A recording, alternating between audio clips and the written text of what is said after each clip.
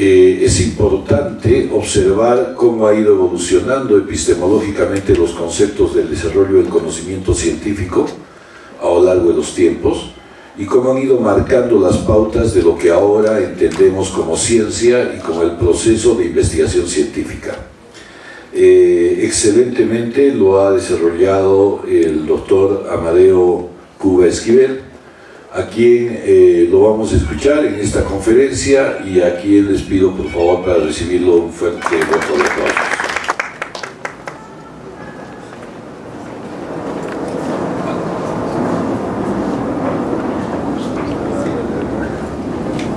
Buenos días, es el doctor Cuba Esquivel Amadeo.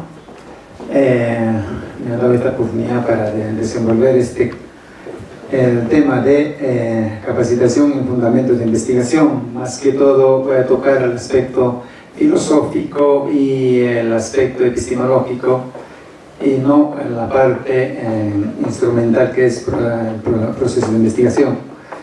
Entonces, más que todo yo quiero hacer un preámbulo un poquito antes, ¿no? Para poder entrar en pleno a la conferencia sobre este tema.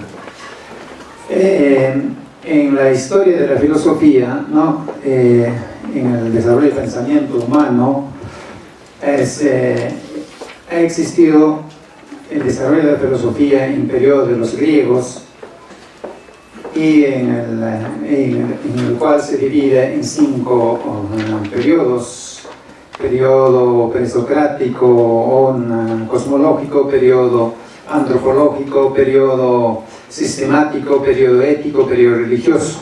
Todo eso es una fase de desarrollo que desenvuelve, ¿no? Entonces, en la época clásica de griega, la reina y la señora de todo conocimiento era la filosofía por excelencia. Entonces, mientras en la filosofía medieval, ¿no?, que han asimilado tanto la filosofía griega y como también los modelos bíblicos del Oriente, entonces la reina y señora en este periodo lo que se presenta es la teología por excelencia. Entonces, en estos 2 periodos lo que existía es lo siguiente: ellos estudiaron como principio y fundamento, los griegos estudian el ser. Dentro de ese ser está la naturaleza, el problema del hombre, problema del conocimiento, problema de la ética y problema de la religión. Son los grandes iconos, temas que desarrollan la filosofía, ¿no?, que se han ocupado. Luego, cuando pasan a la filosofía medieval, lo que se ocupan es más también, que por excelencia Santo Tomás es la mejor que ha desarrollado la teoría del conocimiento, ¿no? Y después, para la teología, después desarrollado el problema de la psicología, problema de la ética y problema de la religión, etc. También problemas de la ciencia están, ¿no? En su cosmología, cuando se estudia, hay varios autores de época medieval que está, pues, en aspecto cosmológico. Entonces, en este periodo, reina y señora era la teología, por tanto, el principio era Dios. Entonces, en función de Dios es lo que ellos explicaban la realidad, ¿ok? Y en los griegos, por excelencia, era el ser, en función del ser que explicaban la realidad. Pero esta realidad, el ser y Dios, son trascendentes al hombre, están fuera del hombre, ¿no? No está dentro del hombre. Entonces ahí es lo que comienza a pasar en el Renacimiento, por ejemplo. En el Renacimiento es lo que comienzan a reclamar, ¿no? ¿Cómo es filosofía de Dios, la teología que se empodera del conocimiento y luego, según ellos, vamos a explicar las cosas? ¿Y cómo es que es ser de los griegos que nos va a dar la dicción para explicar las cosas, etcétera? Esa es la protesta que hacen en el Renacimiento. Entonces, ¿por qué todo lo que han hecho los seres humanos, los hombres que han pensado, han construido? Entonces, ¿por qué esos conocimientos no puede ser usado para desarrollar el conocimiento, etcétera? Por eso ese renacimiento o periodo del humanismo, porque comienzan a renacer todos los que han escrito, por ejemplo, Aristóteles, Platón, los literatos, etcétera, etcétera. Entonces ahí es lo que comienzan a estudiar la naturaleza. Entonces, en ese contexto comienza que aparece la filosofía moderna. Pero la filosofía moderna es una protesta ¿contra quién? Contra la filosofía antigua y contra la filosofía medieval.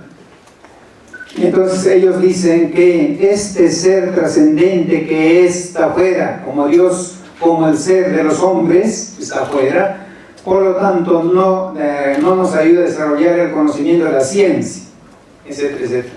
Esa es la protesta que hace, ¿no? Entonces lo que nosotros tenemos que hacer es centrar el conocimiento en el hombre y en la naturaleza. Esos dos principios que están trascendentes fuera del hombre, vamos a bajar a la tierra, que es el ser inmanente. Ya, estamos a plano horizontal. Entonces, esos son los dos iconos, ¿no? Los principios fundamentales de la filosofía que eran trascendentes, ahora van a bajar. Muy bien. ¿Cómo van a bajar? Vamos a ver. Entonces, ese principio es lo que va a aparecer dos corrientes filosóficas, como, por ejemplo, el racionalismo y empirismo. Entonces, ese es el preámbulo. Después, otra preámbulo que voy a hacer es sobre la filosofía. La filosofía, por excelencia, busca no los accidentes, no investiga los accidentes, sino el fundamento, la esencia de las cosas. Ese es el principio. La filosofía no es que se ocupa de describir las cualidades, cualidades primarias, secundarias, etcétera, etcétera, de la realidad que observamos, sino busca la esencia, ¿no? Que trasciende a los accidentes, va mucho más allá a fondo. Eso es lo que busca la filosofía. Entonces, cuando nosotros damos una mirada, cualquier investigación que vamos a dar desde el punto de vista filosófico, lo que vamos a, nosotros poquito a poco vamos a descubrir la esencia. Si ustedes miran al principio, al fundamento, a la causa, no al efecto. Nosotros muchas veces investigamos a partir del efecto. La filosofía mira directamente, no se refugia en los accidentes, sino va al principio. Esa es la característica de la filosofía. Entonces, por eso es fundamental. Si usted mira al principio, al fundamento, a la esencia, a la causa de las cosas para la investigación, en consecuencia encontrarás, ¿qué cosa? Problemas fundamentales, problemas esenciales vas a encontrar. Y si encuentras esos problemas esenciales, darás grandes soluciones a los problemas. Entonces, por eso es que la reflexión filosófica es fundamental en el campo de la filosofía. En la investigación, naturalmente. Y el otro, gracias por lo que estoy obviando, por otro lado, la filosofía es un instrumento esencial para formar al investigador. ¿Por qué? Porque la filosofía ayuda a desarrollar la mente, la razón. Porque cuando yo te pregunto, cuando usted duda, piensa, está ejerciendo la razón. La filosofía desarrolla la naturaleza del hombre, que es la racionalidad. Y con la racionalidad se hace la ciencia. Sin la racionalidad no puede ser la ciencia. Tiene que pensar, tiene que ejercitarse. Entonces la filosofía educa la razón. Cuando dudas, cuando admiras algunas cosas, cuando te preguntas, cuando tienes una inquietud, la curiosidad, todos esos elementos es parte de la filosofía. Entonces la filosofía es lo que tenemos que desarrollar. Si nosotros vemos la historia de la filosofía, un poco historia de la ciencia, historia de la ciencia, por qué se desarrolla en Occidente la ciencia, ustedes van a descubrir que es gracias a la filosofía. Por eso es que en las instituciones, ¿no? Instituciones, por ejemplo, europeas, estudian la filosofía desde el tercer o cuarto año de secundaria, ¿no? Yo les puedo contar mi experiencia un poquito, no quiero cansarlo, pero un poquito que es importante, ¿no? Cuando yo he llegado de sexto semestre de la Universidad de Mayor San Marcos, de estudio de filosofía, allá ya los jóvenes que tenían 19, 20 años, ¿no? Sabían más que yo la filosofía. Habían leído casi todas las obras de los filósofos. Y me daba vergüenza un poco que de sexto semestre voy yo, entonces... pero la cosa es que yo hacía varias preguntas. Lo que me gustó muchísimo, lo que me respondió un docente de filosofía, un alemán, me decía que si usted no estudia la filosofía, no puede generar la ciencia. Por eso nosotros tenemos que incidir en los jóvenes que estudien bien la filosofía, porque como esa maestran bien. Porque estos chicos, si no estudian la filosofía, no puede garantizar, por ejemplo, la innovación tecnológica, todo en Occidente. Eso es lo que me respondió el docente. Entonces es fundamental la filosofía, ¿no? Pero mientras que nosotros, por ejemplo, podríamos preguntarnos por qué en Latinoamérica, por ejemplo, no desarrollamos ciencia, no estudiamos filosofía en las universidades, no estudian filosofía, simplemente. Entonces ese aspecto fundamental que nosotros estamos perdiendo, ¿no? En nuestras instituciones universitarias, ¿no? Tenemos que dar más cursos de filosofía. ¿Por qué? Porque tenemos que enseñar a los chicos a pensar, reflexionar, cuestionar, no ser alienados con lo que aprenden. Entonces, ¿no? Tienen que motivarse los jóvenes, ¿no? Todos los investigadores, etc. Muy bien, este es el preámbulo.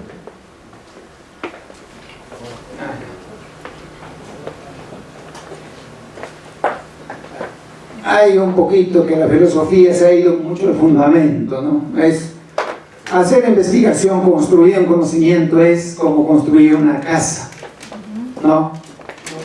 Entonces, si nosotros no edificamos bien sobre principios sólidos del conocimiento, entonces los conocimientos se van a quedar van a ser muy superficiales. Entonces, la base fundamental de toda generación de conocimiento al inicio está la filosofía. Y después, los criterios con los que vas a construir ese edificio, tu casa, te da la epistemología y la investigación, el procedimiento, el método, ¿no? Que con la herramienta con que vas a construir. Entonces, ¿para qué? Para lograr el saber científico. Entonces, el saber científico creo que es un conjunto de, ¿no? conocimientos, ¿no? Conjunto de conocimientos verificables mediante ¿qué? Los criterios epistemológicos y filosóficos. Entonces, eso es lo que te vas a explicar, ¿no? Es como construir una casita. Bien, y muchas veces nosotros partimos de arriba, entonces por eso las investigaciones quedan sin efecto, porque no descubrimos, bueno, conocimientos esenciales, sino conocimientos que están en la superficie, que es temporal, momentánea, ahora es, mañana no es. Como decía, ¿no? Heráclito, Pantarrey, todo fluye, pasa, ¿no? Muchas veces hacemos así. Entonces, por eso es que la casita, cuando hagan vuestra investigación, tengan presente la casita.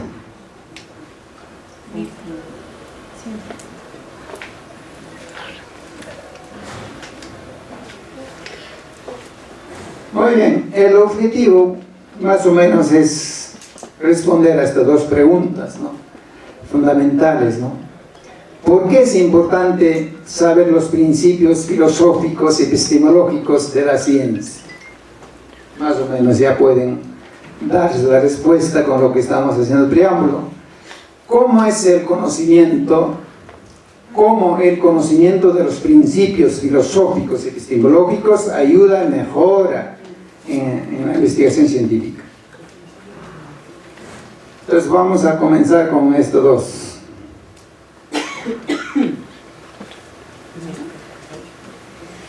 Muy bien. Al inicio estábamos hablando con la doctora Daisy sobre esto, investigación cualitativo-cuantitativa, ¿no? Entonces, hay dos formas de ver este enfoque de cuantitativo-cualitativo. Claro que la ciencia va por camino de lo cuantitativo, porque es un poquito más complicado, en el sentido de que hay dos formas. Tú puedes llamar cualitativo en dos sentidos. Uno es en sentido lógico y otro es en sentido de las cualidades de las cosas que observas. ¿Ok? Entonces eso es.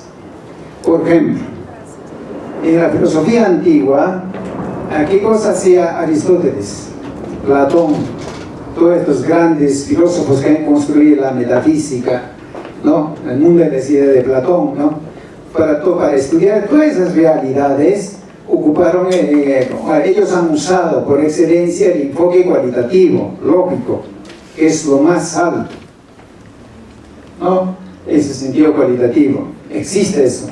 Y por otro lado, hay el sentido cualitativo que actualmente que conocemos la mayor parte de nosotros, que decimos que el enfoque cualitativo estudia, por ejemplo, las cualidades primarias de las cosas, a partir de ello describes y explicas esas realidades, etcétera, etcétera. El enfoque cuantitativo. El enfoque cuantitativo, ¿no? En la filosofía antigua poco se usaba. Entonces, por eso es que ahí comienzo a poner yo, por ejemplo, aquí la matematización de la física, la matematización de la astronomía y la matematización del universo. Entonces, la primera revolución científica, ¿no? En el periodo de Renacimiento aparece la filosofía moderna. Hemos dicho que aparecen dos cosas: el hombre es el centro de la religión filosófica y la naturaleza es el centro.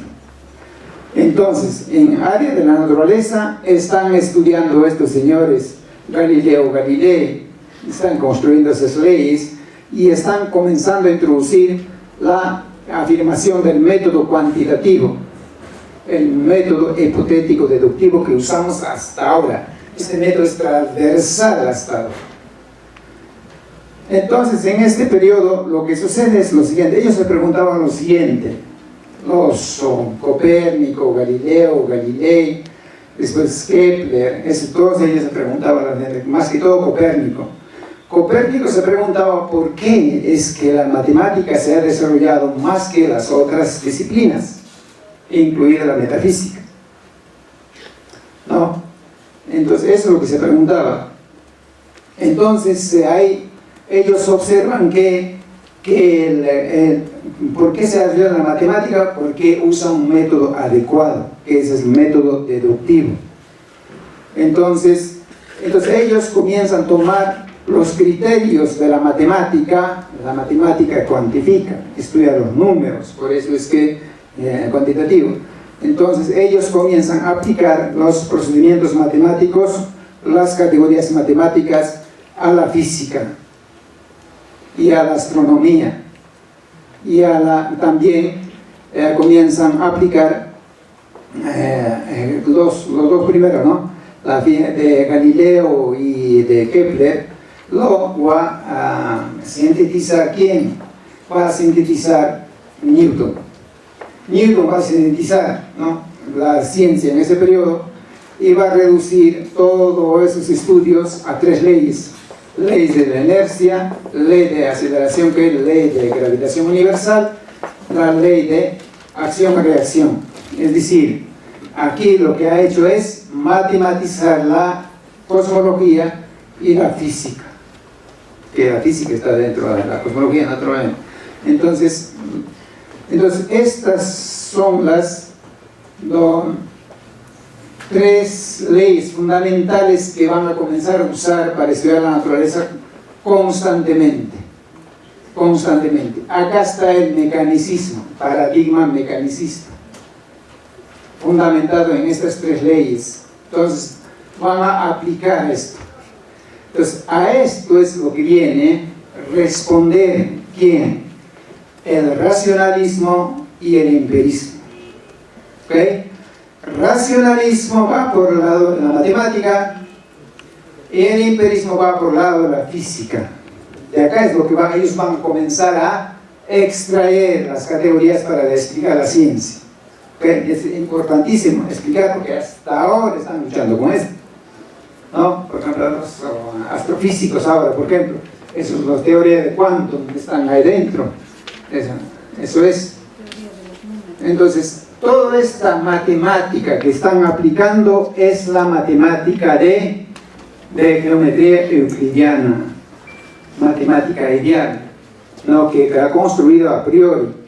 Entonces, el fondo está Euclides. Entonces, de acá lo que va a coger. Muy bien. Concepción filosófica del racionalismo. Hemos dicho que la filosofía medieval parte de tres, después la agrega teoría de conocimiento, naturalmente. Pero el hombre y la naturaleza. Muy bien. Entonces, en la filosofía medieval están ahí paralelo con Kepler, con Newton. Newton es posterior todavía de Descartes.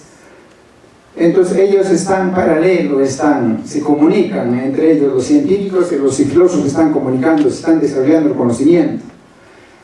Entonces, ahí es lo que Descartes aparece, compadre de la filosofía moderna, y dice lo siguiente: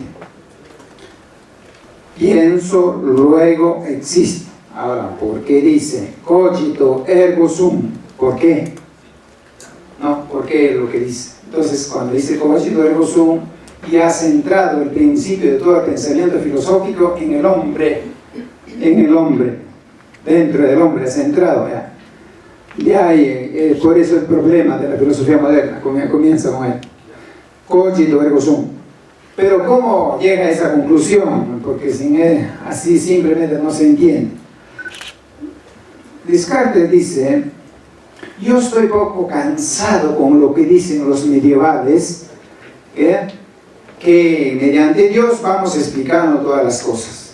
Conocimiento, todos los problemas que tiene, vamos a solucionar con Dios. Pero yo dudo de eso. No sé si es verdad. Tanto de Aristóteles, de los griegos, todo ese conocimiento yo dudo. Ponga en tela de juicio. Además, no solamente va a poner tela de juicio eso, sino que va a decir, por ejemplo, delante de la realidad que me rodea, ¿existe realmente? Por ejemplo, dice así, yo voy a hacer Descartes, dice: ustedes que están delante de mí, ¿estarán aquí? ¿O existe algún fantasma que me hace parecer que ustedes están aquí? En realidad no están aquí, ¿no? Quizás en su casa, ya te revisa, pero no están aquí. Entonces yo estoy viendo un conjunto de mis imaginaciones. Podría ser eso. Pero no solamente de eso. Y yo que estoy acá paradito, ¿existo? Y ahí es lo que escata. Pienso, luego existo. Cogito ergo sum, ¿no?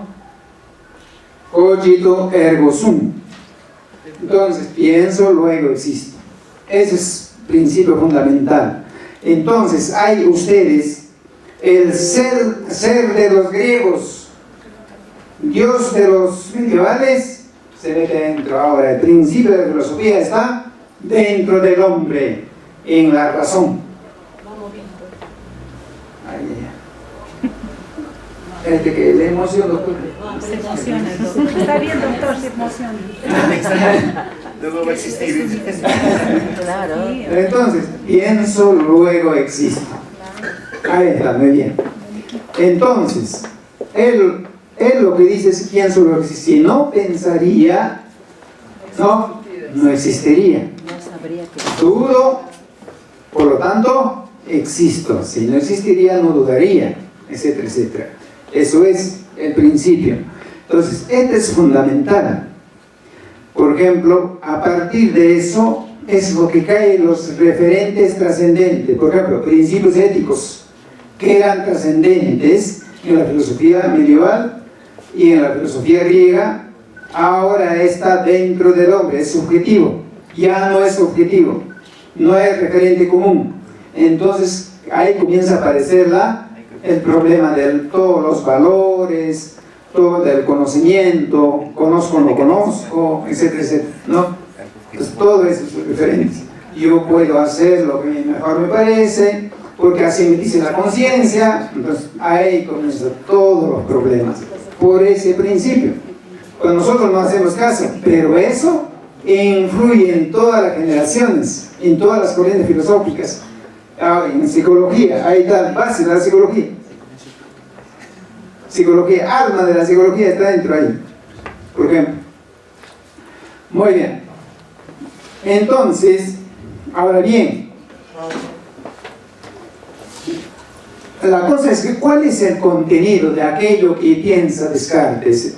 Son las ideas innatas, ¿no? Las ideas innatas. Pero esas ideas innatas, ¿de dónde vienen? Más o menos Descartes coge de Platón. En Platón se parece ideas innatas, el mundo de las ideas, ¿no? Mundo de las ideas. Ahí es lo que coge Platón, de Descartes, las ideas innatas. ¿Cuál es el, cómo se llama? Contenido, las ideas innatas. Muy bien. De esas ideas innatas, ¿qué cosa deriva como principio epistemológico? Como principio epistemológico vas a sacar las ideas claras y distintas. ¿Y qué cosas son esas ideas claras y distintas? No es otra cosa que los axiomas matemáticos. ¿De quién? De Euclides. ¿No? De Euclides. Por lo tanto, ahí está el proceso de cuantificación. Y a partir de esa fecha es que ¿y cuáles son esas características de esas ideas claras y distintas o axiomas matemáticos? Esas axiomas deben ser evidentes, deben ser verdaderas, deben ser necesarias y universales. Acá está el fundamento. Cuando nosotros decimos, por ejemplo, la ciencia, cuando dice la ciencia universal, ahí está el fundamento, porque la matemática es una ciencia universal por excelencia. Entonces, de ahí se saca esa característica, ¿no? Muy bien, entonces ya saben ustedes que Descartes es la primera persona que va a matematizar la filosofía. Va a aplicar a toda la ciencia de la matemática, ¿no? Porque solo las categorías matemáticas te puede dar ideas claras y distintas, conocimiento axiomático verdadero, etcétera, etcétera. Entonces, a partir de esa fecha es que dice el contenido de la razón, las entes ideales. Entonces, por eso dice el principio nociológico de la razón, ¿no? La razón es como la única fuente válida del conocimiento verdadero, es cierto, la razón. Pero dentro de la razón están esas ideas claras y distintas, ¿no? En sustancia, otros llegan al yo. Muy bien, ahora bien, entonces el método, ¿no? El procedimiento metódico debe ser deductivo. Análisis, síntesis y conclusión. ¿Por qué es este método deductivo? Porque ¿qué método usa la matemática? Método deductivo. Ahí está. Comienza, ¿no? Entonces, análisis, síntesis. De ahí lo que viene, ¿no? nosotros usamos en las aulas, análisis, síntesis, todo eso, y conclusión, todas esas cosas. Es Descartes sabía que vienen esas cosas. Entonces, la totalidad del ser se puede conocer mediante sistemas racionales de conceptos matemáticos. Conceptos matemáticos son aquellos conceptos que te puede dar que te puede reflejar la realidad tal como es, ¿no? Muy bien. Ahora, los datos que te dan los sentidos, cuando percibo el color, todas esas cosas, no te dan el verdadero conocimiento, porque tú no puedes aplicar el color, no es una categoría matemática. Más el peso es categoría matemática. Longitud es una categoría matemática, ¿no? Etcétera, etcétera. El sabor no es categoría matemática. Entonces eso es lo que está deslindando ahí, ¿no? Descartes. El universo se concibe en términos matemáticos, mecanicismo. Hay en el mecanicismo, por ejemplo, aparece quién está ahí, dentro del mecanismo está Newton ahí, con las 3 leyes, respaldo de las 3 leyes, para que explique todos los procesos del conocimiento en Descartes, ¿no? El mecanicismo. Y luego está el modelo de ciencia perfecta, la geometría euclidiana, que es el fundamento por excelencia. Toda esa ciencia que está construyendo descansa en Euclides, esa geometría ideal, ¿no? Luego el impulso notable a las ciencias formales, instrumento para la construcción de la ciencia. Ciencias formales, acá la matemática preponderante, ¿no? Preponderante la matemática. La lógica es hija de la matemática acá por el momento, ¿no? Entonces, ahí es lo que parece, por ejemplo, los representantes Descartes con la geometría, ¿no? Que ha escrito la geometría analítica, la Leibniz con la cálculo infinitesimal, etcétera, etcétera, y Spinoza con geometría demostrata, ¿no? En ámbito de la ética.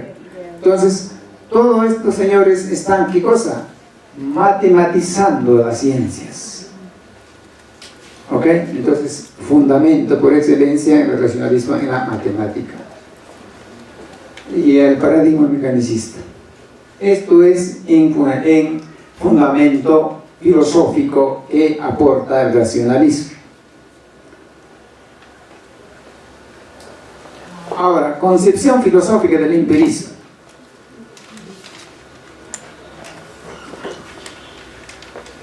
El principio filosófico, para decir el objeto después, porque el objeto de la filosofía siendo empirista no son fenómenos percibidos, ¿no? Principio filosófico: percibo y existo. Las cosas existen porque yo lo percibo. Si no lo percibo, no existen, etc. Los fenómenos existen porque yo les percibo. Entonces, objeto de la reflexión filosófica de los empiristas va a ser los fenómenos percibidos, ¿no? Y lo que dicen los racionalistas, esos objetos innatas, esas cosas son imaginaciones que no existen. Ellos niegan eso, niegan. Después dicen los empiristas, ¿no? Por ejemplo, Berkeley lo que aporta eso de percepción. Después, sensación y percepción de las cualidades primarias y secundarias, David Hume, ¿no? Entonces, ahí, en base a eso están construyendo. Pero lo que hay que subrayarlo acá es lo siguiente: esos fenómenos percibidos existen en mi persona, es una percepción subjetiva, pero no es una. Si realmente aquella silla que estoy viendo delante de mí, que es color rojo, eso existe como representación dentro de mí, es aspecto fenoménico externo, de eso estoy seguro. Ahora, ¿cuál es la esencia de esta silla? Eso no me interesa. Entonces, por eso es que el empirismo es, ¿no?, percibe los fenómenos externos, el ropaje de la realidad externa, y de eso están seguros. Pero si realmente, concretamente, estos objetos que están fuera de mí existen independiente a mí, eso no pueden asegurar. Solamente en las cualidades externas, que son los fenómenos, eso sí, de eso estoy seguro. Por eso en teoría del conocimiento dice: no hay nada en el entendimiento humano que no haya pasado antes por los sentidos. ¿Okay? La experiencia es lo que yo sé como libro abierto, papel blanco. Entonces la experiencia es lo que escribes en mi vida, ¿no? Todas esas experiencias, esas vivencias, ¿no? Un poco por esos fenómenos. Por eso dice, pues, no hay nada en el entendimiento humano que no haya pasado por los sentidos. Con eso está negando el racionalismo, que dice que las ideas innatas existen, esas estructuras innatas existen, como en el Platón, ¿no? Ahora, por eso en teoría del conocimiento considera la experiencia sensible, subjetiva, como única fuente válida del conocimiento. Entonces acá también, por eso es que nosotros estudiamos los fenómenos de la naturaleza. Por eso acá está diciendo, ¿no?, es subjetiva. Y también, porque podemos decir tranquilamente, en ciencias humanas estos aspectos existen. Psicología, por ejemplo, y en racionalismo también, etcétera, etcétera.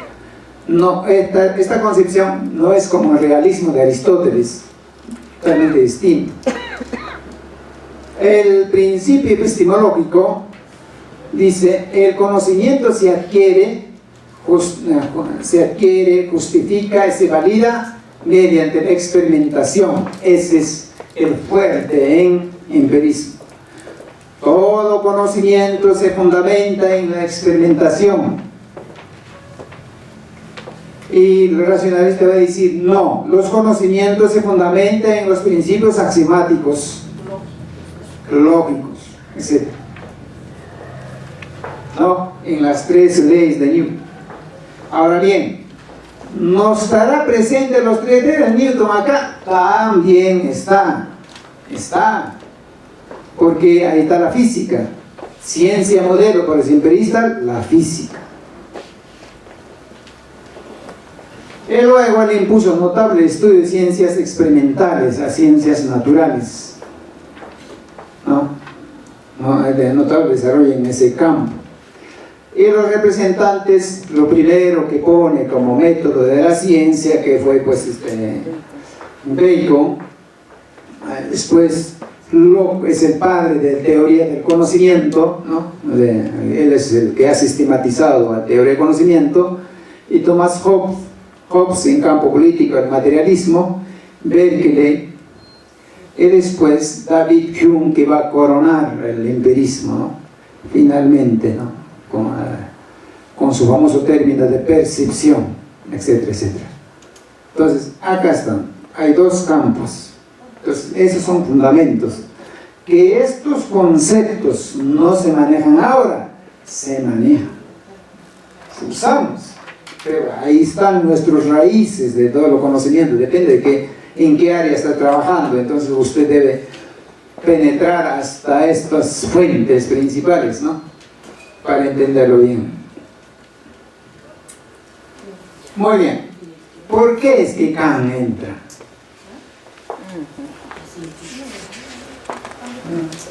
¿Por qué entrará Kant?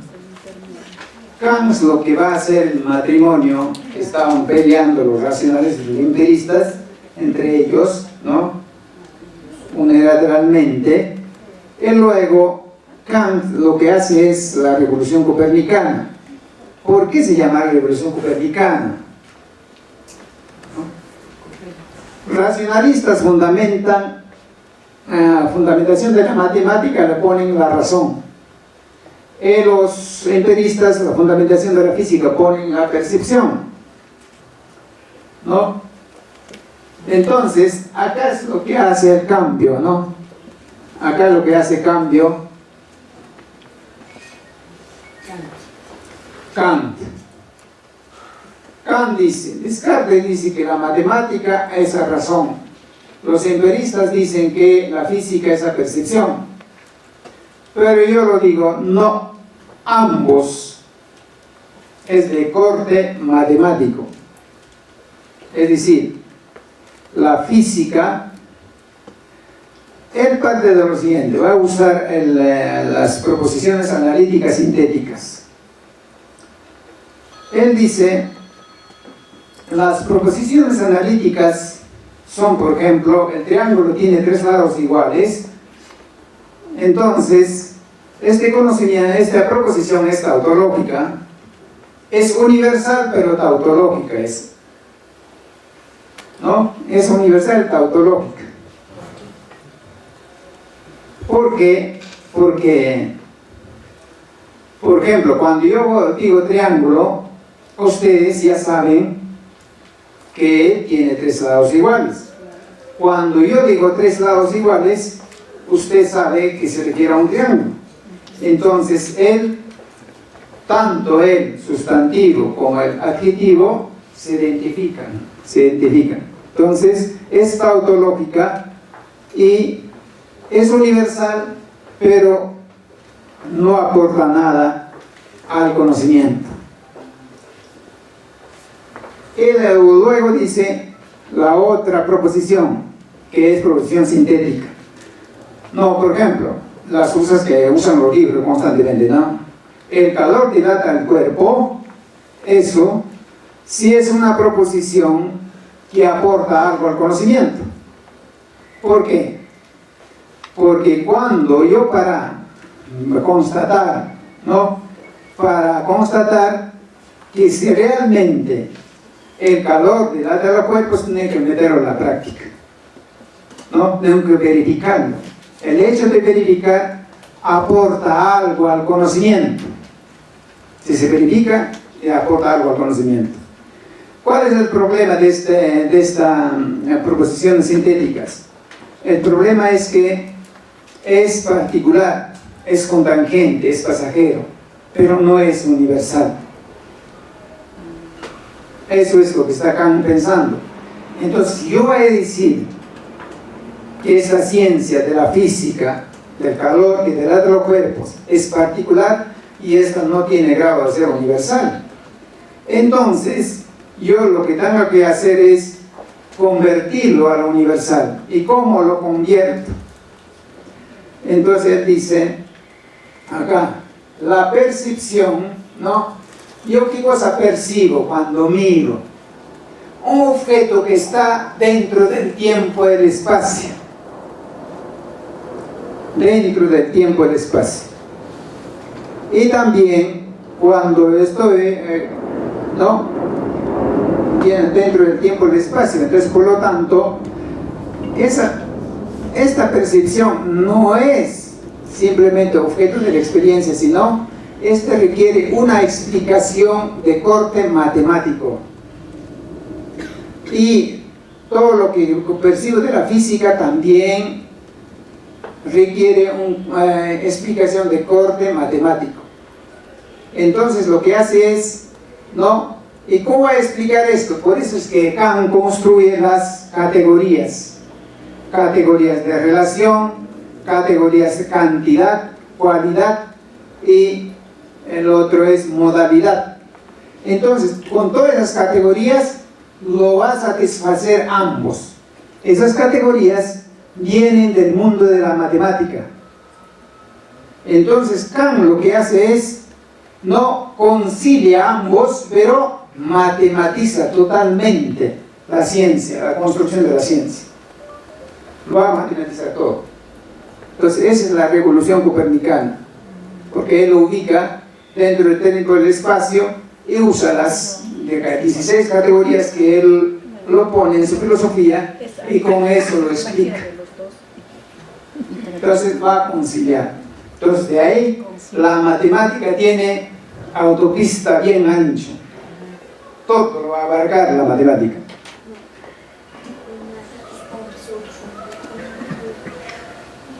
Entonces, Comte es el beneficiado con ese aporte de Kant. Ahí aparece la segunda etapa de la revolución científica. Introducción del método cuantitativo, hipotético, deductivo en las ciencias humanas. Antes se aplicaba solo al periodo de racionalismo, de las ciencias físicas naturales. Ahora a todos, a toditos, nadie se escapa. Entonces, concepción filosófica del positivismo, ¿qué dice? El principio filosófico que maneja es, él dice por eso, ¿no? El único conocimiento verdadero científico es, el único conocimiento verdadero es científico. El conocimiento verdadero debe ser entonces la ciencia, todo lo que es ciencia. Entonces, en su término es positivo. Muy bien. Entonces, por eso, el objeto de estudio de los positivistas va a ser los hechos fenoménicos, naturales y humanas. Naturales y humanas. Ahora agregó el humano. Humana, no humanos. Muy bien. Por eso es que, aparte del positivismo, van a decir que, señor del derecho, usted su disciplina que quiere esa ciencia, tiene que ajustar a los criterios del positivismo, criterios matemáticos, criterios cuantitativos, tiene que ajustarse eso. Educación, ¿por qué cree que se llama ciencia? Porque tiene que ajustarse, alinearse, es como ahora, ¿no? Ahora, la globalización, la tecnología de punta y todo debemos alinearnos, ¿no? Todo debemos alinearnos. ¿Hasta qué punto podemos alinearnos? ¿No? Entonces, eso es lo que está sucediendo en el periodo de positivismo. Entonces, todas las ciencias que quiere catalogarse como ciencia deben ajustarse a los criterios que pone el positivismo. Muy bien, el principio epistemológico, las leyes científicas. ¿Y cuáles son esas leyes científicas? Todo lo que provee, ¿quién? La geometría de Euclides y todo lo que provee Newton. Esas tres leyes, lleno de esas tres leyes van a ser las teorías. Según esas categorías, esas leyes, va a ser interpretadas las teorías. Por eso es que el principio epistemológico va a usar esas para poder, si es ciencia, no es ciencia, un conocimiento que uno construye. Y el método hipotético deductivo es la transversal, hemos dicho, ¿no? Aparece acá también. Entonces, con mayor razón, porque ya ha sido eliminado, ya pues ha fundido también el empirismo, que reclamaba pues otro tipo, por ejemplo, el método inductivo, otras, ¿no?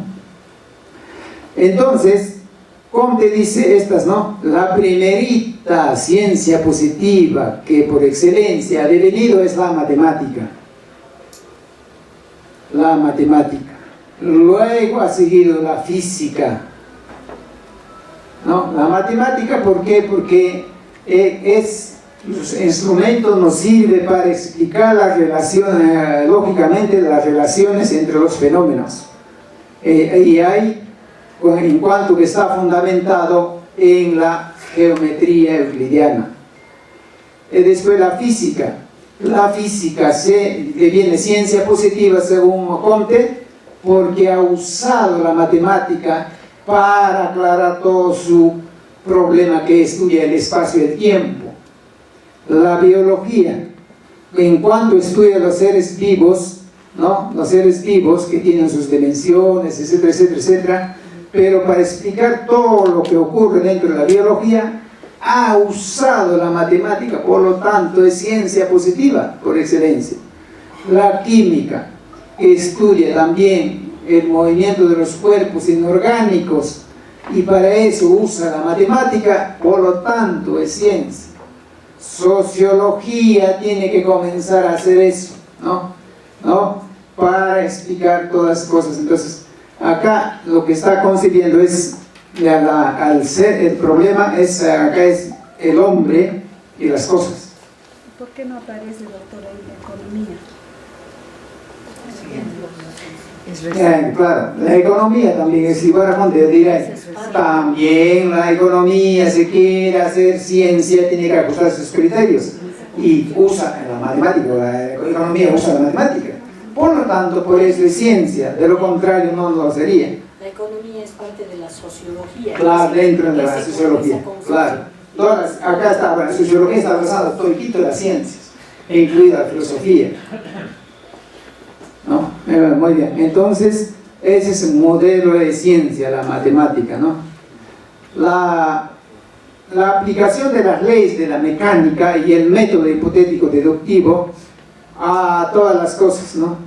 Ciencias humanas, ciencias naturales, mira, están aplicando las leyes de la mecánica que he propuesta por Newton, y luego hipotético deductivo que propone la matemática. Y también usa Newton esto. También acá la ha englobado todos, ¿no? Ciencias naturales, ciencias humanas. Sujetos y cosas, objetos. Es lo que hay que pensar bien. A ver cuáles son características, si se puede homologar, no lo sé. Eso cada uno ya. Entonces, por esta razón, el positivismo, colegas, ha influido tantísimo y hasta ahora influye. De los mayas del positivismo no podemos liberarnos hasta ahora, ¿no? Positivismo está siguiendo. Por eso, mira, los tentáculos del positivismo, influencia del positivismo en utilitarismo con John Stuart Mill, en materialismo, evolucionismo, pragmatismo, y en las ciencias humanas. Dentro de eso está derecho, educación, economía, administración, todas las ciencias, ¿no? Entonces el positivismo influye hasta ahora. Ahora, claro, todas estas cosas cuando ponen a un solo saco, claro, las cosas y las personas, hay un gran problema, ¿no? Gran problema que nace. Doctor, ese método hipotético deductivo, a partir de la escuela positivista, porque es una corriente que estudiamos nosotros también a los ligados a la economía,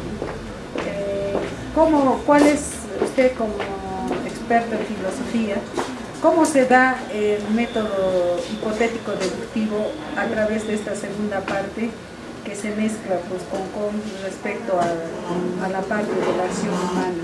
Eso, por favor, aclarar. La ciencia, por excelencia, su método apropiado es el método hipotético deductivo. Ahora, ¿por qué es método hipotético deductivo? Porque en su fundamento está la matemática. Y la matemática es lo que usa la deducción, el procedimiento deductivo, la matemática, porque parte de criterios universales a conclusiones particulares. Ahora bien, cuando la ciencia, la física, como otras ciencias, comienzan a aplicar la matemática, entonces ellos comparan con las teorías. Cuando nosotros observamos la realidad y luego ¿qué es lo que hacemos? Después esa realidad es conjunto de hechos particulares, reunimos, después confrontamos con una teoría. Cuando confrontamos con la teoría, planteamos en hipótesis. Por eso se llama hipotético deductivo, ¿no? Ese procedimiento que haces hipótesis y luego a eso lo agregas, ¿qué cosa? Deductivo, que es propio de la matemática. Es eso. Ya, doctor, gracias. Muy bien, positivismo, claro que es reina y señora de la ciencia, ¿no? Pero hay, abajito dice, acá, crisis de la ciencia moderna, después del positivismo, va a comenzar a entrar en crisis. ¿Por qué va a entrar en crisis? Factores de la ciencia positiva, ¿no? ¿Cuáles son? Primero, él dice, acá ¿cuál es el problema de fondo? El problema de fondo es lo siguiente, es la investigación en el campo de infinitamente grande y infinitamente pequeño. Porque las realidades que son infinitamente grandes no podemos observarlo. Las realidades que infinitamente pequeños tampoco no podemos observarlo. Pero ¿qué te dice la ciencia? La ciencia te dice que tiene que ser observado, medido. Entonces ahí comienza a entrar con el descubrimiento ¿de qué? Del campo electromagnético. Entonces en esas realidades no podemos observarlo. Entonces ¿cómo lo estudiamos? Empíricamente. ¿Cómo lo estudiamos? Ahí el problema. Porque ahí cuando descubre, por ejemplo, Maxwell y Faraday, la velocidad de la luz, ¿no? Ahí comienza entonces esta geometría que era el otro es, que termino, el otro es descubrimiento de ley de termodinámica, que decía que todo era cíclico o reversible. O sea que si en caso que tú gastabas la energía, después te recuperabas. Eso es lo que decía. Transformación de energía. Entonces hay la ley de la termodinámica y la entropía, por ejemplo, está dentro de esto. Esto deberían estudiar todos los que están interesados de medio ambiente. ¿Qué te dice esta teoría? ¿No? Al final te va a decir que hasta este periodo, cuando descubrieron la velocidad de la luz, pensaban que tú podías recuperar la energía que no usabas, ¿no? Es reciclable, ¿no? Ahora ya es reversible. Energía que usas pierdes. Es reversible, ¿no? Es reversible. Gracias. Un poco. Entonces, con estos dos descubrimientos entra en problema la geometría euclidiana, que con base de esto interpretaban todas las ciencias, fundamentaban aquí crisis de la física clásica newtoniana. Con eso que era del mecanicismo entra en crisis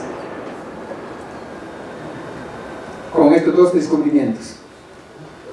Y luego, en campo de crisis de la matemática, ¿no? Digamos, en crisis de la matemática clásica euclidiana, entra en crisis con este descubrimiento de geometría no euclidiana, que es la geometría elíptica de Riemann, ¿no? Cuando dice que la suma de los ángulos internos, ángulos elípticas, es mayor que dos rectas, es mayor de 180 grados.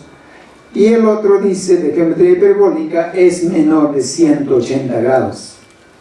Entonces esta geometría que era de Euclides perfecta no se cumple. Curvatura del espacio y del tiempo, etcétera, etcétera, ¿no? Eso es lo físico, ¿saben? Por eso quiero hablar con los físicos, ¿eh? No hay que explicármelo bien esto, ¿no? Entonces eso es fundamental. Entonces ahí entra el crisis de la matemática clásica de Euclides, y acá arriba entra la física en crisis. Que esta, ¿no? ¿Por qué esta flecha aquí? Por lo siguiente, que la matemática euclidiana era el fundamento de toda la ciencia, y también de la física de clásica Newton. Entonces, acá la ciencia se queda sin fundamento.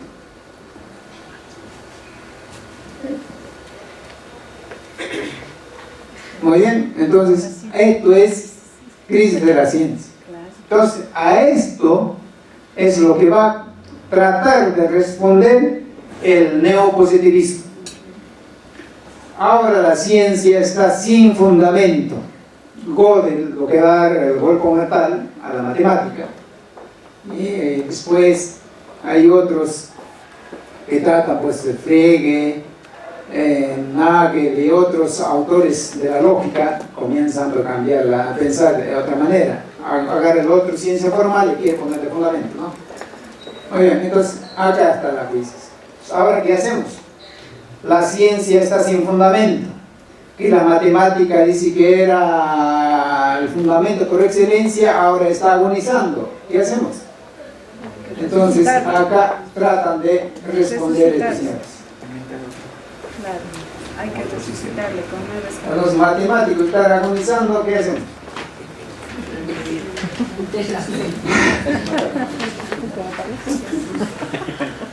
Muy bien, entonces el neopositivismo pues es respuesta a este problema. Tratan de responder, pero no lo responden. Hasta ahora sigue el problema, no lo responden. Muy bien, entonces, ¿qué es lo que dice estas tres, que es Frege, Russell y Wittgenstein, son aquellos fuentes cogiendo a ellos para tratar de dar solución al problema del fundamento de la ciencia, ¿no? O sea que a la construcción de teorías científicas, ¿no?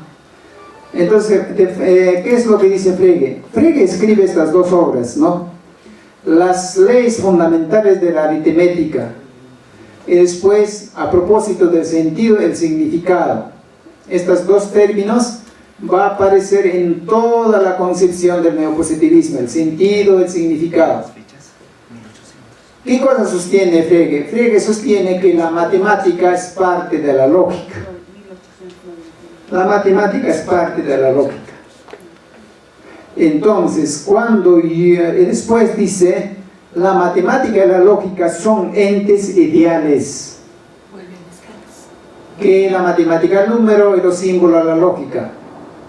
Que existen independientes de la realidad sensible y de las operaciones mentales, significados y sentidos, etcétera, etcétera. Le he puesto ahí, pero entonces, las proposiciones que yo construya a nivel lógico debe tener significado y sentido,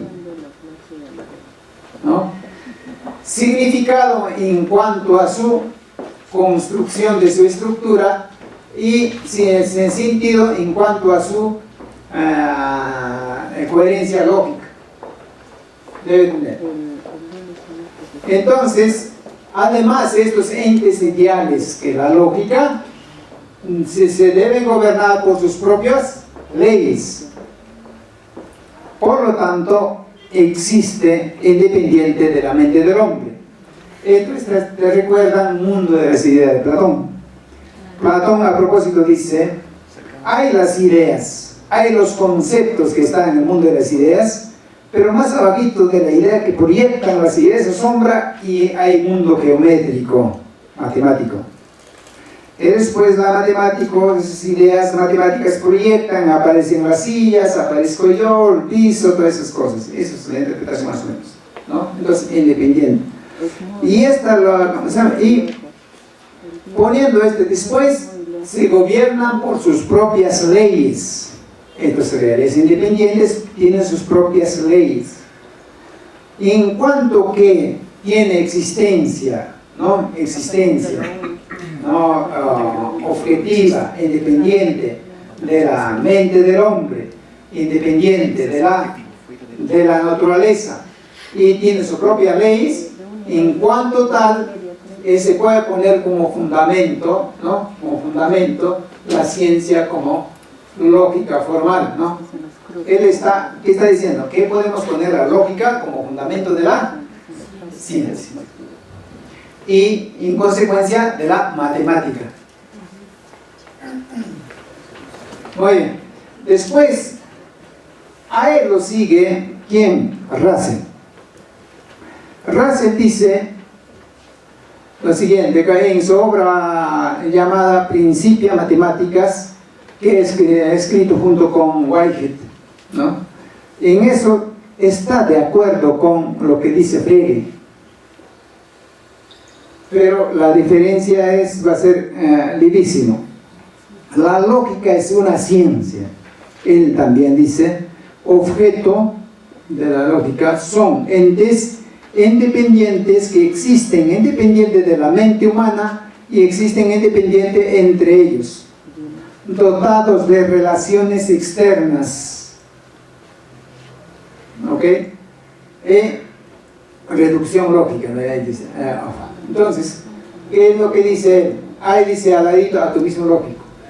Atomismo lógico, ¿por qué? Porque dice, en cuanto existe afuera, dice que esta especie de polvitos ahí, ¿no? Ahí girando independiente de nuestra mente, entonces eso es esos entes ideales, especie de átomos está afuera de nosotros. Eso es lo que sostiene Russell, ¿no? Después él sugiere la formalización completa de la matemática, ¿no? Reducción a la lógica, quiere reducirlo, la matemática, a la lógica, y así la lógica puede dar fundamento a la matemática y matemática a su vez dar fundamento a la ciencia. Eso es lo que está buscando. Entonces hay atomismo lógico, hay arriba ahí de significado, sentido, en esas categorías va a aparecer en todo el neopositivismo. Y luego aparece Wittgenstein. Wittgenstein dice, sí, estoy de acuerdo, recojo todos vuestros aportes, pero el fundamento de la ciencia no está en la lógica, sino el fundamento de la ciencia, de la matemática, todas estas ciencias está en el lenguaje.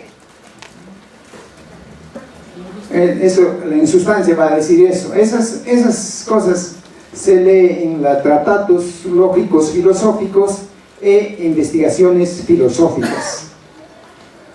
El lenguaje es espejo del mundo, el reflejo de la imagen semejanza, ¿no? El lenguaje, imagen semejanza del mundo.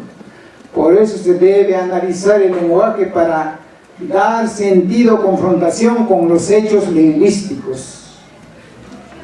¿Qué son hechos lingüísticos? Por ejemplo, él está diciendo, por ejemplo, este objeto está delante de mí, la silla, es de color verde. Esos son hechos lingüísticos, porque tienen reflejo en esta realidad que está aquí. Entonces son hechos lingüísticos. Él luego dice, la metafísica es una disciplina sin sentido. Acá es lo que la lucha tanto del positivismo como del neopositivismo va a ser la metafísica. ¿Por qué se cogen con la metafísica? Porque dice, las categorías que aporta la metafísica no podemos verificar, no son verificables, experimentables objetivamente. Porque la esencia, la sustancia, la causa, todas estas categorías que usan los filósofos para explicar la realidad no existen, son fantasías, son imaginaciones para ellos. Entonces por eso son los hechos lingüísticos, ¿no? Para explicar los hechos lingüísticos, por eso tiene que entender lo siguiente. ¿Cómo va a purgar las categorías metafísicas? Él va a purgar haciendo lo siguiente: va a confrontar con los hechos, se resiste si hay un reflejo. Por ejemplo, la filosofía es la ciencia que tiene por objeto las primeras causas y fundamentos del ser, etc. Yo lo digo. Entonces comienza a comparar, ¿existirá ese fundamento, esa causa? ¿Dónde está? Concreto, tiene que existir. Entonces no encuentran, entonces esas proposiciones son sin sentido, ¿no? Que usaba Frege, ¿no? Sentido hay que poner, no tiene sentido lógico. Después, el método para purgar esas proposiciones metafísicas del lenguaje científico debemos usar el análisis filosófico del lenguaje. La filosofía nos va a servir para eso. Entonces, acá instrumentaliza la filosofía. Luego, el lenguaje es el fundamento de la lógica, por eso fundamento de la ciencia. Él lo pone. Después, es más cosas dice. Pero, evidentemente, estos autores le va a servir al neopositivismo para construir todo su sistema filosófico y epistemológico, para construir teoría científica, naturalmente. Neopositivismo. Acá aparece fisicalismo, cosas y humanas, o sea que también acá la idea de positivismo está ahí. Dice que las cosas y humanas es físico, es realidad física. Esto dice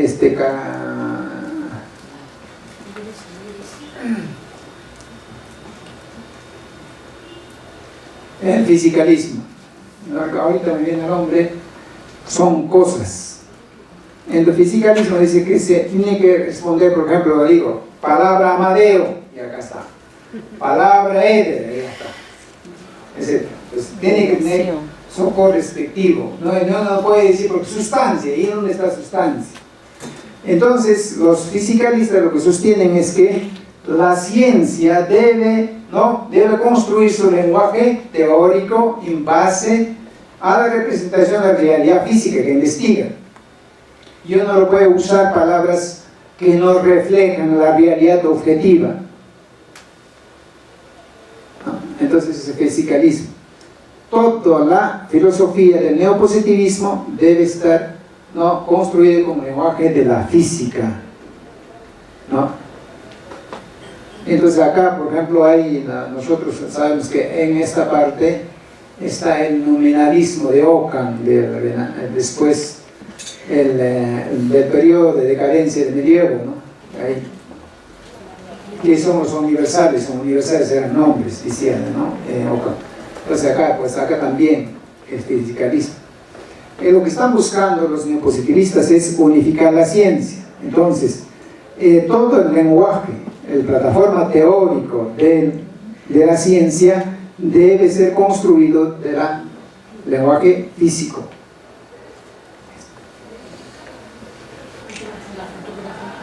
Después, demarcación del lenguaje. Demarcación del lenguaje ¿qué significa? Hay que distinguir los conceptos que no son verificables de los conceptos que no son verificables. Entonces ahí entra de alguna manera la metafísica. Los conceptos de las ciencias que no se puede verificar, las teorías que no se puede verificar, por ejemplo, ¿no? Las teorías que, por ejemplo, actualmente que plantean de infinitamente grande, infinitamente pequeño, ellos dirían esas teorías son metafísicas, por lo tanto no puede constituir, no sirven para construir teorías científicas, dirían ellos. Entonces, en demarcación lo que están discriminando son las categorías que pertenecen al campo de la filosofía y la metafísica, y categorías que deben pertenecer al campo de la ciencia propiamente dicha, que se puede verificar y puede tener sentido. Por eso el objeto son entes lógicos, y ahí está atomismo lógico, ¿no? Que existen, ¿no? Después, entes lingüísticos, los protocolos. Protocolos, ¿qué cosas son? Protocolos son, por ejemplo, le digo, la pizarra es blanca, esta afirmación debe tener su respectivo, ¿no? Que debe existir en la realidad. Entonces, bueno, ustedes ya entienden, cuando afirmo pizarra blanca, yo debo mostrarte la pizarra que está en los salones, etc. Entonces, eso es protocolo, le llaman ellos. Oye, un principio filosófico, realidad objetiva de la lógica, ¿no? Etc. Después, acá está.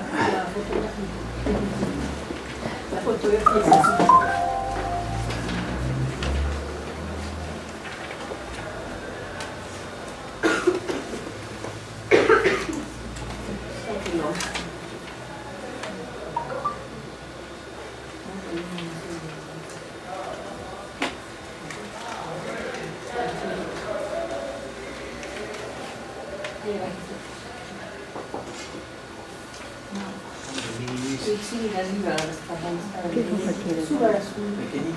Suba a la parte de arriba, doctor. ¿Qué quiere hacer? La foto está bien, ¿para qué? ¿Qué quiere hacer? Ah, ya. ¿Ah? No se lo demasiado de los bebés. Gel. ¿Qué quiere hacer?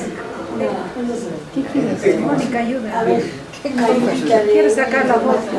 Por favor, alguien me manda como la flechita. La foto lo está perturbando, doctor. Y está encima del texto. No se puede mover, por lo tanto la foto existe. Listo.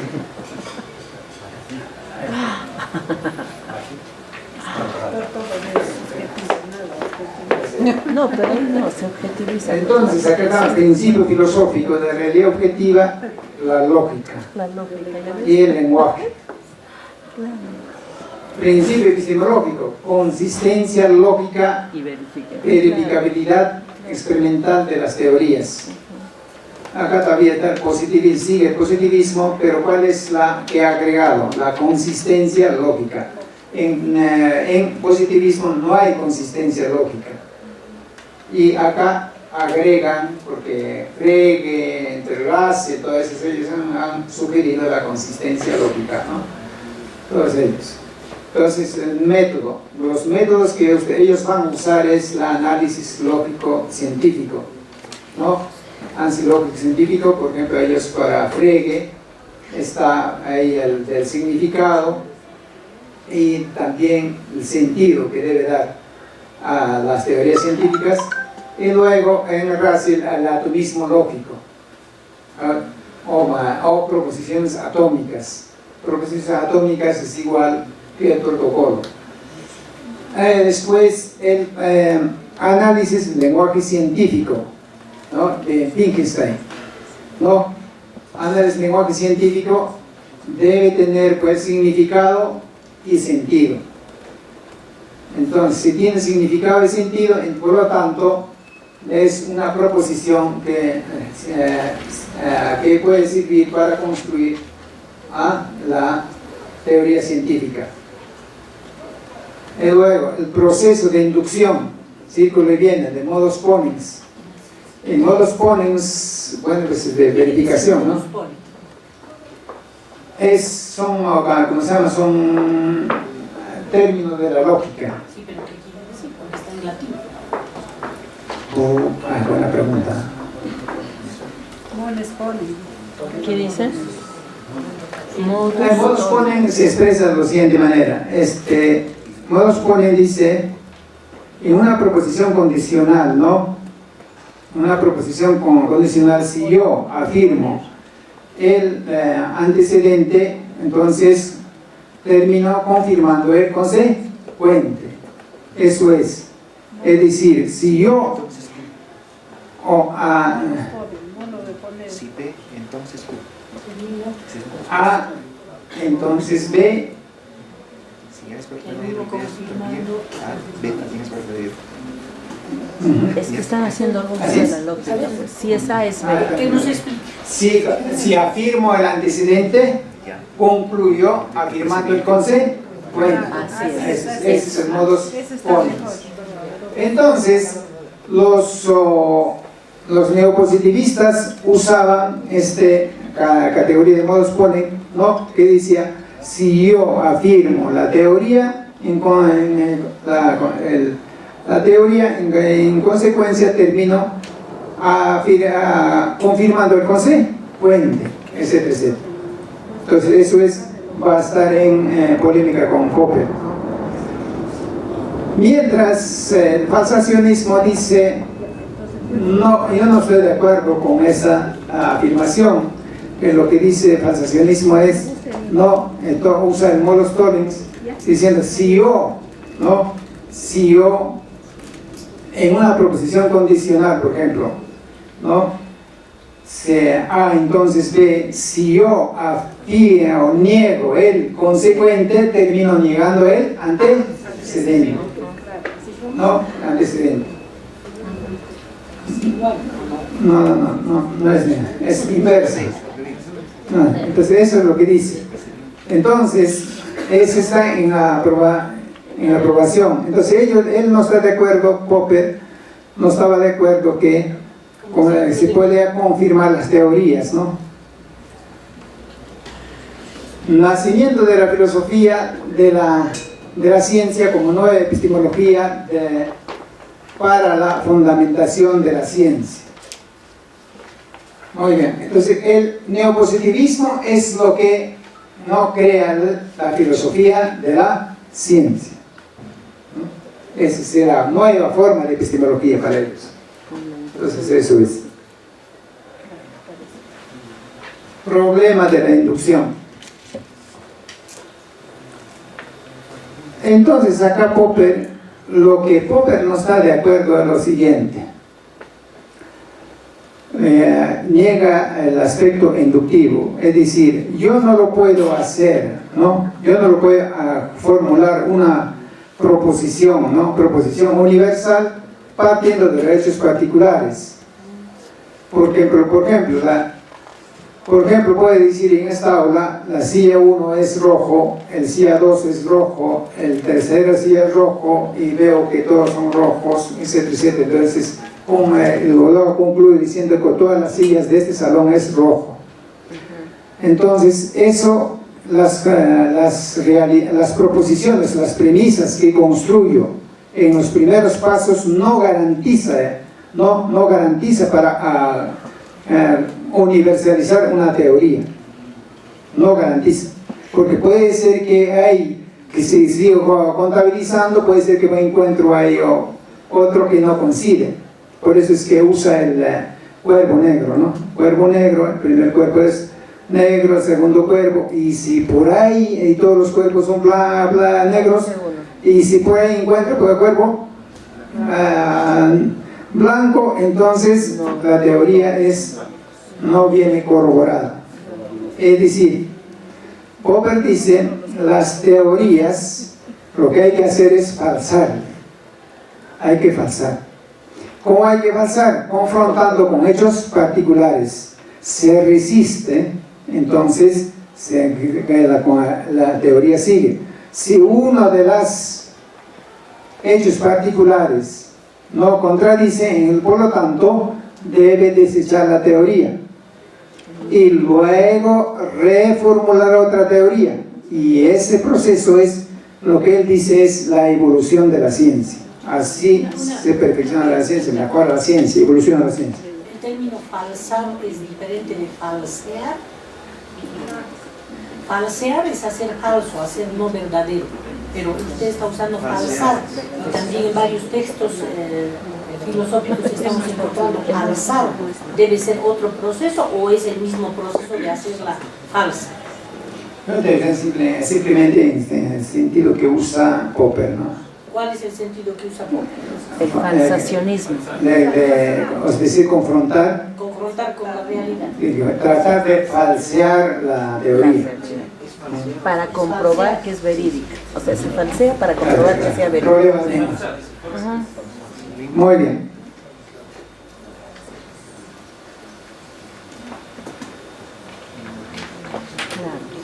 Muy bien, entonces vamos a tratar de responder a la pregunta que nos hemos puesto. ¿Por qué es importante saber los principios filosóficos, epistemológicos de la ciencia? Bueno, primero, todos los investigadores, todos nosotros, cuando investigamos, debemos individuar nuestro objeto de estudio, porque existen problemas, ¿no? Problemas de distinguir bien cuando hacemos investigación, de deslindar si estás investigando un objeto concreto espacio-temporal o estás investigando un sujeto que es una realidad, por ejemplo, una realidad abierta. La persona es un ser abierto, no indeterminado, la persona, el sujeto. Mientras las cosas son realidades determinadas, tienen ya sus propias leyes fijas que no cambian. Entonces, muchas veces lo que nosotros, por ejemplo, estudiamos la realidad del sujeto, entonces podemos aplicar categorías que corresponden al objeto, ¿no? o métodos que corresponden al objeto y no al sujeto de la investigación. Por ejemplo, la neurociencia. El sujeto que se estudia, el neurocientífico que estudia su propio cerebro, el hígado que se estudia a sí mismo. Entonces ahí es todo ese problema, ¿no? En ese sentido, es el problema del objeto. Ahí no puedes determinar quién es el objeto de estudio. Problema del método. Por ejemplo, Popper lo que está haciendo ver es eso, ¿no? No solamente existe el método deductivo, sino también hay el problema de la falsación y también Fera vendirá, yo no puedo inventar mi método, etcétera, etcétera. Entonces debes individuar bien tu método, cuál es. Para eso es importante, ¿no? Después, para que la consistencia, verificabilidad teórica, ¿no? Debes ver el problema de la experimentación de teorías cosmológicas, la consistencia, verificabilidad. ¿Por qué? Porque tú no puedes constatar las realidades, los conocimientos, las teorías que hablan de infinitamente pequeño y de infinitamente grande. Entonces sale el problema de la consistencia, verificabilidad.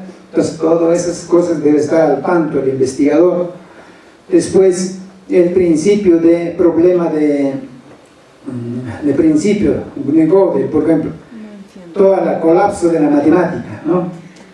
Que han visto en la historia de la filosofía. Entonces Gödel ha dado un knockout a la matemática, entonces comenzaron a buscar y comenzaron a poner la lógica como fundamento de la ciencia, y hasta ahora, y el otro el lenguaje, y hasta ahora no lo encuentran. Ese problema hay. Una pregunta. Y después tienen las preguntas. Después, ahora, ¿cómo el conocimiento de los principios filosóficos y epistemológicos ayuda mejor en la investigación científica? Adquiere experticia y agudeza en la intuición de los problemas, y coges problemas fundamentales. Ayuda a profundizar el conocimiento, aumenta la consistencia teórica de la investigación, porque como eres experto en eso, entonces tú buscas agudizar más, estar más seguro de lo que estás haciendo. Aumenta su valor universal, ¿no? Genera nuevas teorías para renovar e innovar el conocimiento, ¿no? Por ejemplo, nosotros no estamos generando, no estamos previendo generar teorías nuevas. Seguimos con las teorías que nos ha dejado del siglo pasado, y a eso lo llamamos marco teórico de nuestras investigaciones, y seguimos ahí. No generamos nuevas teorías. Entonces son investigaciones sustantivas, ¿no? Aumenta la eficiencia en el proceso investigativo, era eficiente, ¿no? Bueno. El marco teórico es para que uses la teoría de ellos. Pero una vez que concluyes, sacas un nuevo conocimiento, por lo tanto puedes generar un nuevo conocimiento.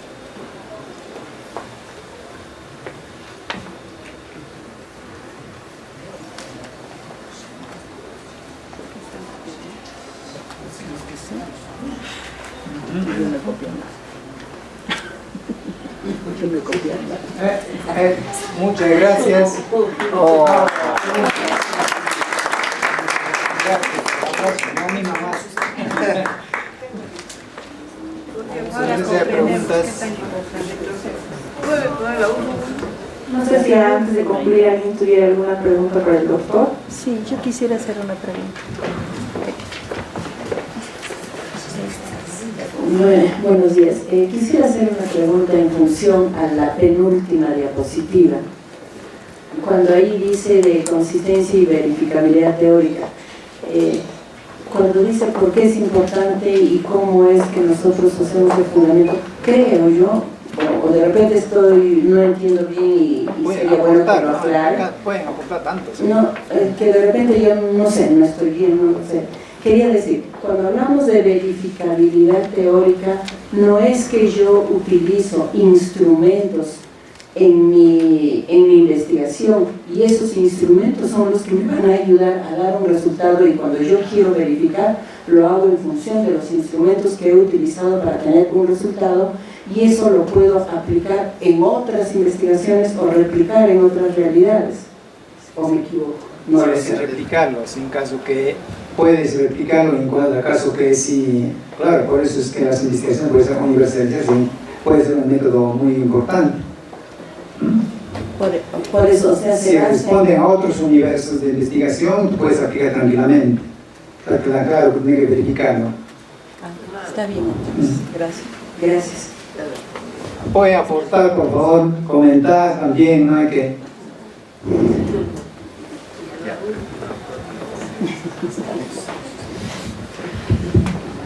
Sí, bueno, agradecerle por recordar algunos hitos históricos, siempre refrescante cuando estamos intentando abordar el tema de escribir un artículo sobre el tema de investigación.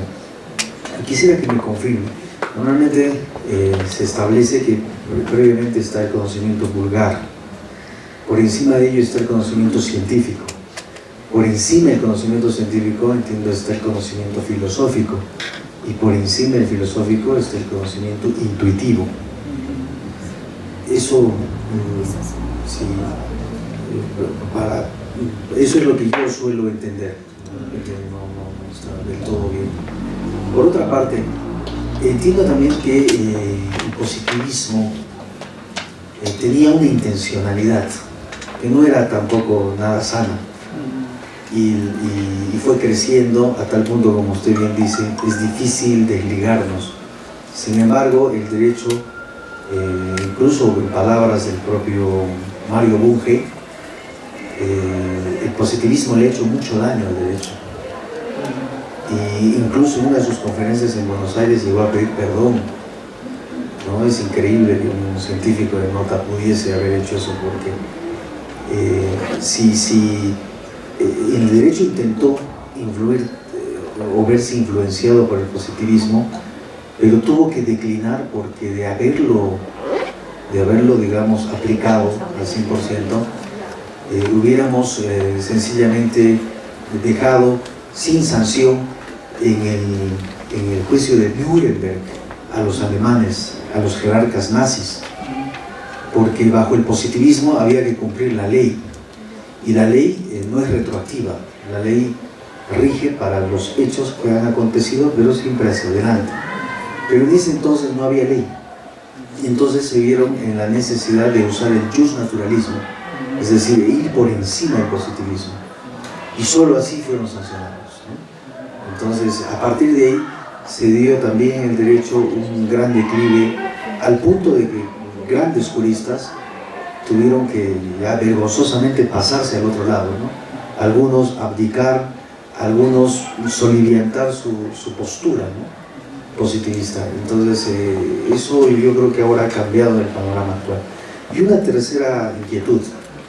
Yo considero que si nosotros seguimos dándole la preeminencia al tema de ciencia, cosa que en el derecho ya ha sido refutado, estaríamos socavando las estructuras filosóficas en las cuales se basa la filosofía inca, que es eminentemente animista, que es eminente, hasta podríamos decir que es enteramente subjetiva, entre comillas, que no es subjetiva, sino que alienta un tipo de filosofía que no pasa mucho por el intelectualismo desbordante de Occidente, que tampoco hemos entendido, ¿no? Yo creo que con todo lo que la filosofía que manejaba en el incanato, y que hoy lastimosamente desconocemos porque la inclinación era oral, ellos miren la perfección que han logrado. O sea, en nuestras narices están los portentos, y nosotros lastimosamente lo único que sabemos es copiar, ¿no? Copiar un archivo de otro, pero lo que ellos han dejado es monumental. Y obviamente había una filosofía, había un enfoque, no sé si científico tal como lo aplicamos, o tal vez algo más, de repente, que ya rebasaba el tema de la intuición. Gracias. Bueno, voy a comentar lo que dice nuestro compañero. Mira, el problema propio viene aquí. El derecho, por ejemplo, acá hay confusión entre estos dos, objeto y sujeto. El problema está ahí. Claro que la ciencia te ha dicho que debes ocupar las categorías matemáticas y de la física, de la realidad determinada. Entonces, esas categorías nosotros estamos usando para derecho, educación, todas esas cosas. Por ejemplo, nosotros, estamos usando actualmente las teorías metodológicas en campo de las competencias. En esas competencias está juego, es esto, esta confusión. Entonces, el derecho, ¿qué cosa está haciendo? El derecho coge las categorías de la ciencia fuerte, positiva, que viene del mundo de la física y de la matemática, y aplica para interpretar el derecho. Y lo que no ha individuado bien quién es el sujeto, entonces el derecho debe estudiar el sujeto desde el punto de vista, si quiere, científico y filosófico, y después ubicar todas sus dimensiones y a partir de eso comenzar a interpretar. Por ejemplo, la persona. Por ejemplo, el derecho juzga a la persona, ¿no? La persona, ¿quién es? Es principio, ¿no? El derecho y la persona es, ¿qué cosa es? Es principio de todos sus actos. Esos actos son, pues, la persona puede creer esos actos al infinito. Y la ciencia trata de una realidad finita. Entonces, es ahí, por eso dice que la persona es principio de todos los actos. ¿Y qué hace el derecho? Derecho debe juzgar, ordenar, educar esos actos en orden al bien y a la unidad, etcétera, la verdad, más que todo, ¿no? Y al bien. Esa es su misión del derecho. Entonces, lo que pasa es que las ciencias humanas demasiado categorías no tiene propias, por eso es que la escuela Frankfurt reclamaba, ¿no? que las ciencias humanas deben tener su propio objeto de estudio, propiamente dicho, sus propias metodologías, sus propias teorías para interpretar los hechos de la realidad humana. Eso es lo que está reclamando, pero todavía no está solucionado. Ese es el problema. Ahora, en cuanto a también, es lo mismo que sucede en la filosofía, por ejemplo, filosofía andina. Filosofía andina, bueno, todos los hombres por naturaleza son racionales. Por lo tanto, ¿qué es lo que hace la filosofía? Educa la naturaleza del hombre, enseña a pensar al hombre. Entonces, los incas tienen su propio al hombre andino es un ser racional, por lo tanto está en potencia, está ya en acto de hacer filosofía. Si puede hacer ahora, claro que puede hacer, porque hay presupuestos. El que se anima a escribir, por ejemplo, hay varias categorías, por ejemplo, el sol era una categoría, ¿no? Y hay varios principios, relacionalidad, y hay una categoría, complementaria, hay categorías ya existen. Ahora, ¿quién lo sistematiza eso? Claro, ¿no? El problema para eso es simplemente que hay que estudiar el sujeto aparte, con otras categorías. Porque si no estudiamos el sujeto, perdemos mucho en las ciencias humanas. Nos reducimos a la categoría científica y eso nos encasilla y no nos deja respirar. Eso al menos yo pienso.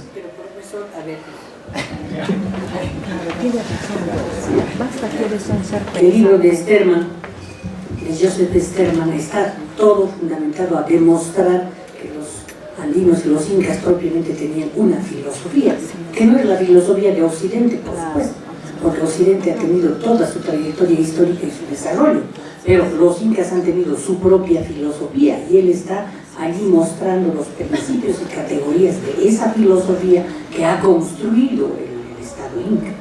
Ahora, tampoco yo los vería a los andinos apartados de la ciencia, porque todo lo que han desarrollado, no lo habrán escrito, pero todo lo que han desarrollado en cuanto a adaptación de los alimentos a la altura, en cuanto a tratamiento de los movimientos sísmicos, sus construcciones son un resultado de la observación, de la experimentación y por supuesto de la sistematización no escrita de todo lo que hay. Yo no creo que había ese divorcio en que los incas han avanzado sin ciencia, perdónenme.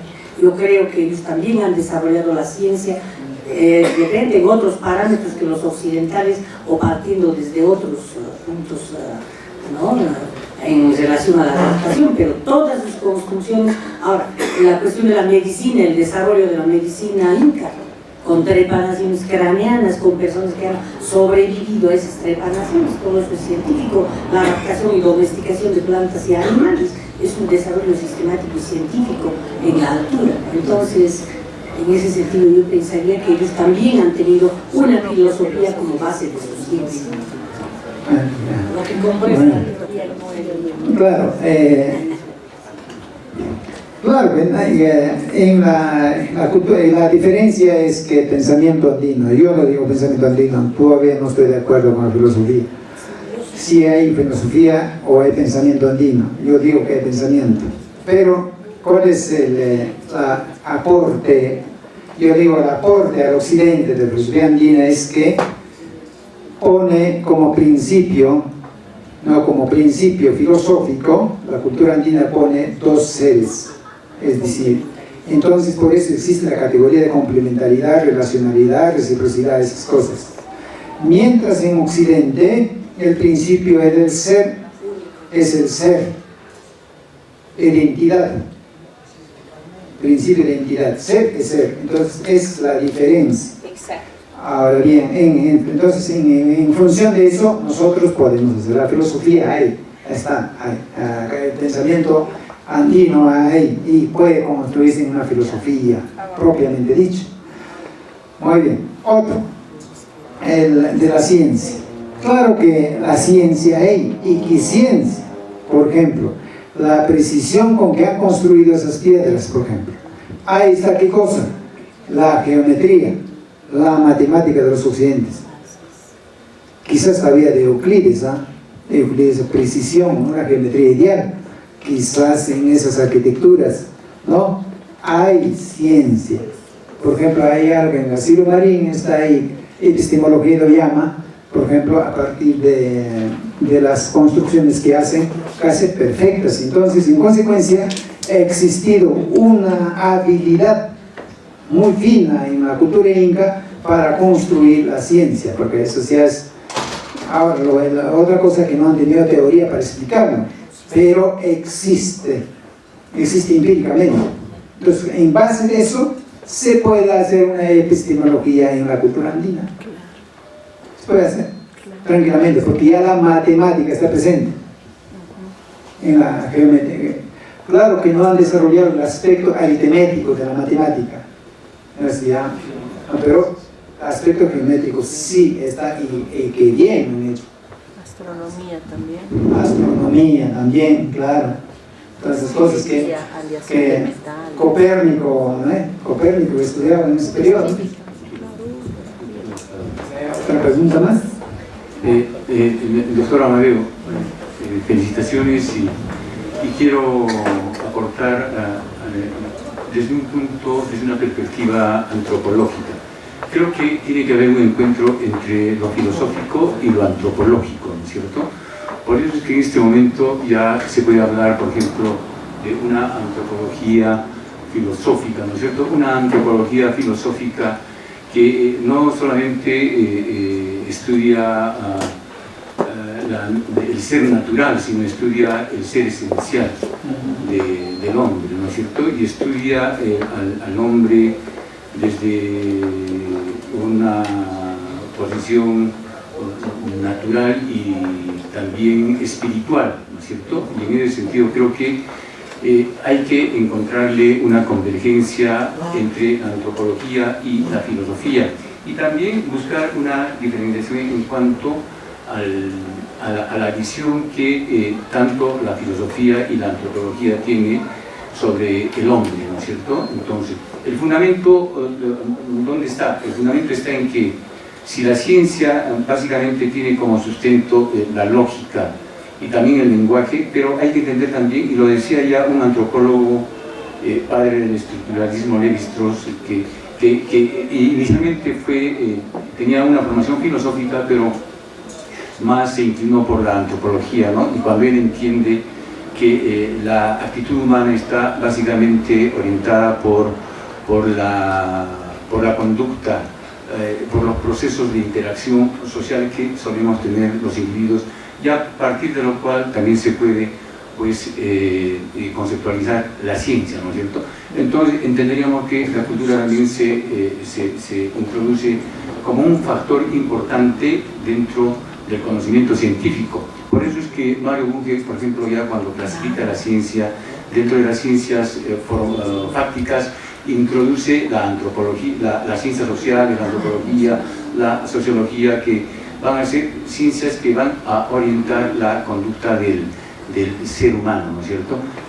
Básicamente, ¿dónde encontramos la convergencia de la antropología con la filosofía y dónde encontramos también las diferencias, entendiendo que en este momento hay antropología filosófica y hay antroposofía también, ¿no es cierto?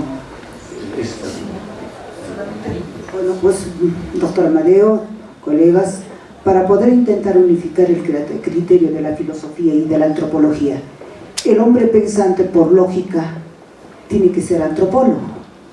Y por lo tanto, nosotros tenemos el concepto de la filosofía. ¿Qué cosa es la filosofía? Es amor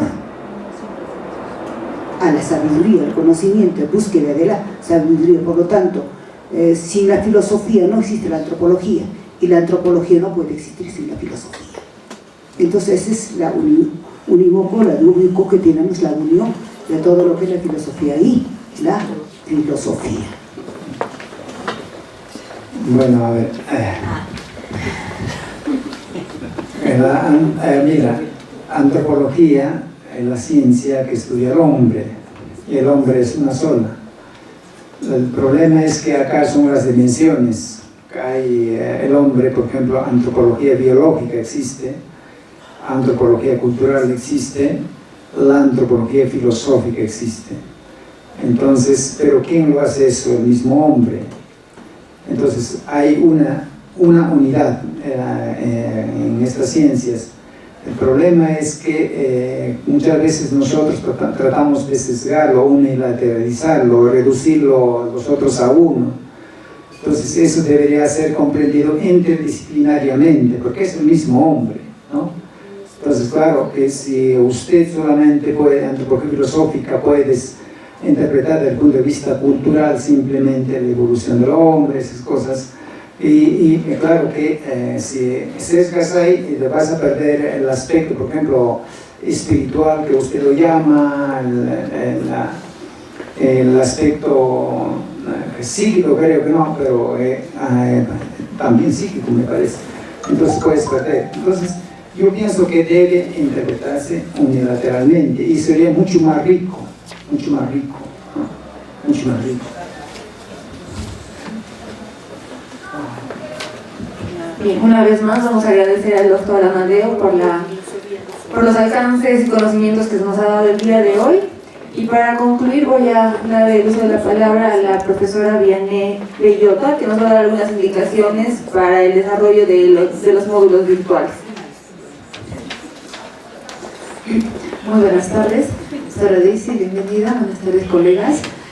Bueno, nosotros como DGI nos sentimos bastante contentos porque este programa tuvo bastante acogida, sobrepasó el límite de la cantidad de docentes que todavía no habíamos previsto al inicio, pero sin embargo se está dando continuidad con todo ello y también hemos analizado cómo ha ido el módulo 0 y el módulo 1. En el módulo 0 hemos tenido un buen avance, más o menos de un 60% de docentes que han culminado, un 40% que no, ha dejado a medias, pero también hay un grupo de docentes, dentro de ese 40% que no ni siquiera ha ingresado al aula virtual, ¿no? Es un porcentaje mínimo, razón por la cual nosotros hemos tomado la decisión para poder ampliar las fechas tanto del módulo 0 como del módulo 1, como han podido ver en el comunicado que se les mandó a través de la webmaster, como también al aula virtual, hasta el 30 de julio. Entonces es un primer alcance que se ha dado. Ahora, segundo, es que también todos los módulos concluidos y aprobados van a ser certificados.